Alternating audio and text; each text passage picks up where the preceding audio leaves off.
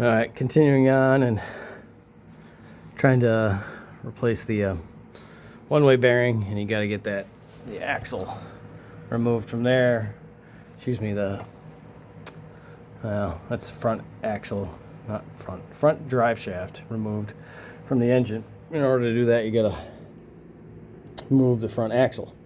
So there's one bolt, and it wouldn't move forward. Well, that little tab there on the frame was interfering with the axle. You can't really see it behind there. It was just enough where it was hitting part of the case of the front axle, and so I had to bend that tab out a little bit, and then I was able to move it forward. So now should be able to get the drive shaft removed from the engine. So that's a little tidbit.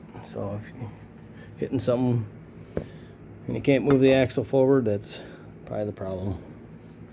Stay tuned. We're gonna put you up here and continue on the video of removing the axle. So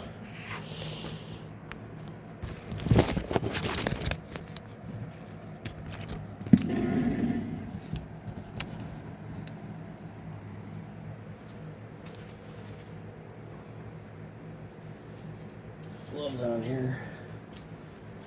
Let's see if that'll pop out now. Of course not. Not on camera.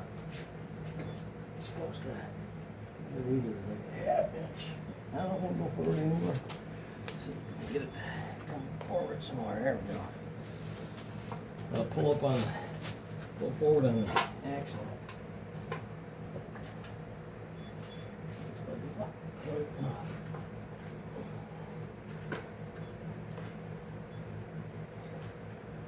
See that boot? That's weird. So now the whole boot, I don't know if you can see that, must have hung up on there. I still got to come forward.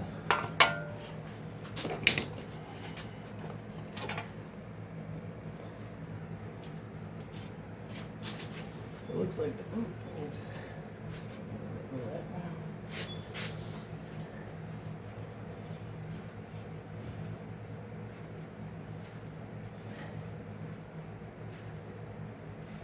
That does not want to release. Alright, so I had a hard time getting this axle,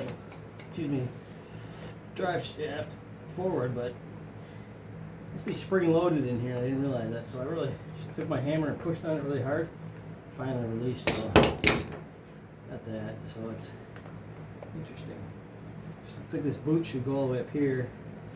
When I pulled the axle forward, it kind of, this coupling here pushed out, and there's got to be a spring in there, so it's pushing it forward. So FYI, if you're ever doing this. So now we'll go ahead and remove all these bolts and see if we can pull that ahead. These are just on there to remind me where they go. So next step. Should have a ratchet down here, wrench. I did. It's in the way.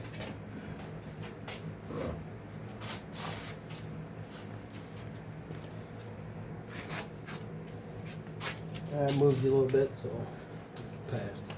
And a lot of room down here, so. Oh, it's on the floor. Feels great on the knee.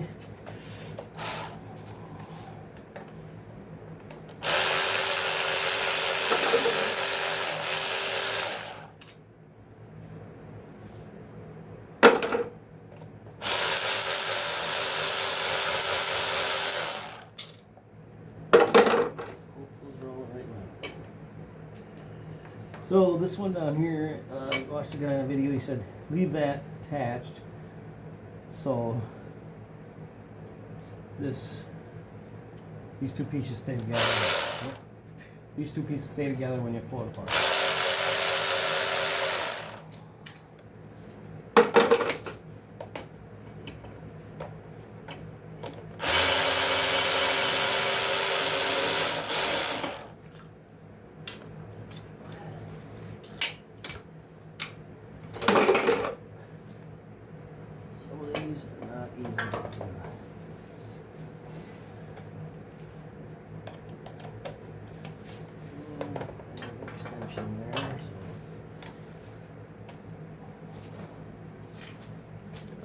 speed this up once I get it loaded.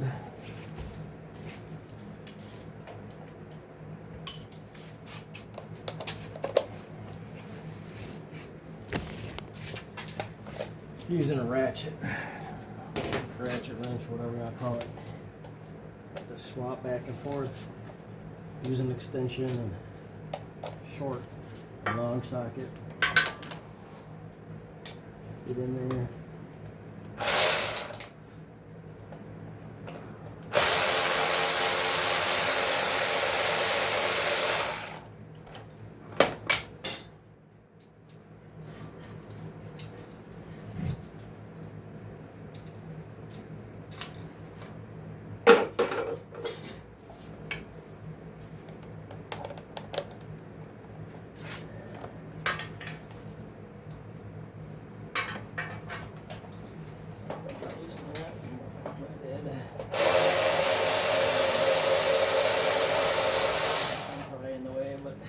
Hard to see in there anyway unless I move the camera. So then we're gonna probably pause and move to the other side.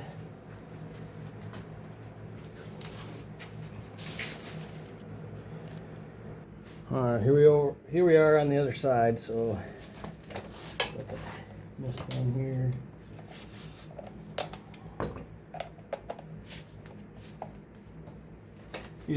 I loosened these bolts up as you noticed earlier in the video. Just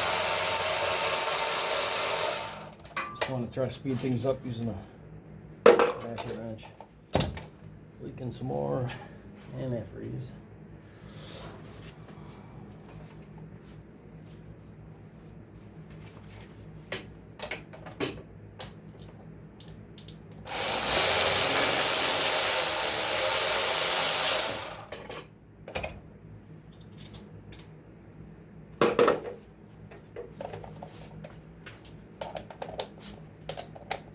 Probably it'd help if I had the tires off. Get some more space. Chose not to. Oh man. Let's see. That one's gonna have to come off with a ratchet wrench.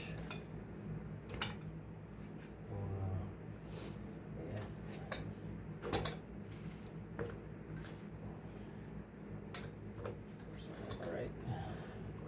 Wrench down here. All the way in the bottom, so might be the last one. Previous one guy's video I watched, he took the shift motor off and housing, so I might have to do that. So pretty sure I'm gonna have to. So that's one thing I have not done yet. So this video might be a little bit longer. That one's. It's hard to get up, the frame's in the way.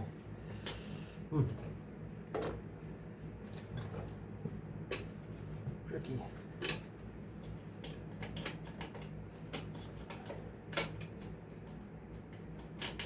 A little bit, push it up just a little bit. Alright, we're gonna pause. Got a couple more here. I missed.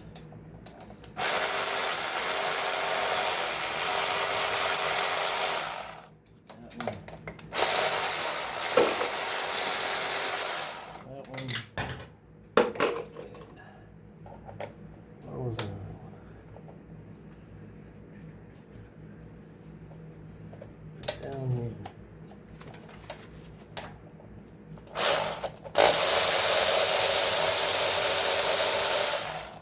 So, quite a few bolts holding that case on, so I'm gonna pause you here and we're gonna go look at some information about pulling the shift motor off.